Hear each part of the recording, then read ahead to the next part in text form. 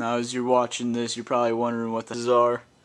But in fact they're intelligent created airsoft claymores. Yeah, they actually work too. They're very scrumptious. And actually what I'm going to be doing is I'm going to be setting these up outside for when one of my friends come over. He's going to set them both off and hopefully bleed, but I doubt that.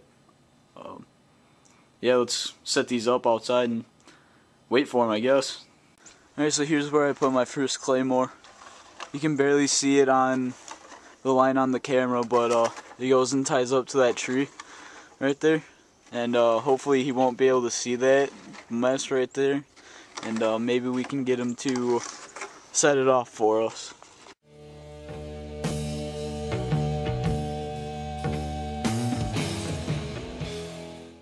Alright, here comes my friend. Tommy, how's it going? That's good.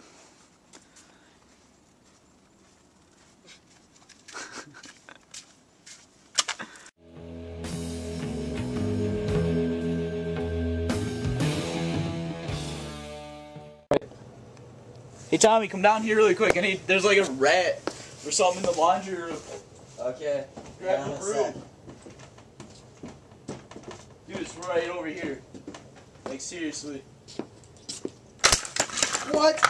Ah, that scared the crap out of me. That's just the other claymore that I made. God, you got me too. What a loser. Look at that face. That's just a face of disappointment right there. Seriously. Wow. Get the rado, by the way.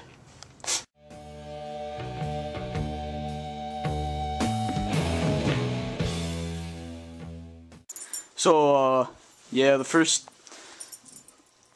one was kind of a fail because it's kind of snowing outside, or snowy outside, as you could tell by the white stuff on this ground, so it couldn't really stick. So you need, yeah, that's what she said. Haha, you're funny.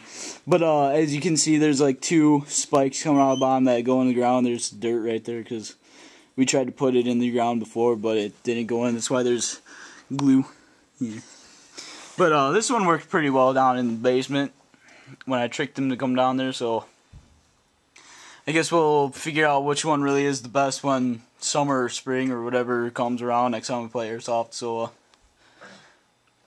yeah, see you then.